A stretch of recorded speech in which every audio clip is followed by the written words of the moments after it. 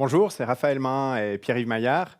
Pour l'élection vaudoise au Conseil des États, on fait 10 propositions pour la Suisse et le canton. Et aujourd'hui, on parle de la proposition numéro 1 à propos des salaires. C'est toi qui nous en parles, à toi Pierre-Yves. Merci Raphaël. Il faut améliorer progressivement les salaires et les conditions de travail.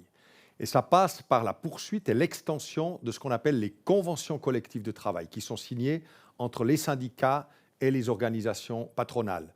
C'est évidemment plus facile de négocier collectivement les conditions de travail que chacun pour soi.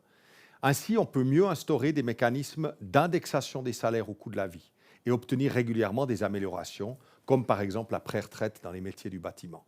Le Parlement fédéral peut contribuer au progrès des conventions collectives en les rendant plus facilement obligatoires quand un certain nombre d'entreprises dans une branche ont signé cette convention. Nous devons viser qu'à terme, 80% des emplois du secteur privé soient couverts par une convention collective. Aujourd'hui, on est arrivé à monter jusqu'à environ 50%. Puis le Parlement aura aussi un rôle à jouer. Nous devrons nous opposer aux velléités de certains députés de droite de rendre presque impossible ou très difficile les salaires minimaux cantonaux qu'on a obtenus dans plusieurs cantons romans et qu'on veut aussi obtenir dans le canton de Vaud. La crise du pouvoir d'achat qu'on connaît aujourd'hui touche les retraités, mais aussi les familles.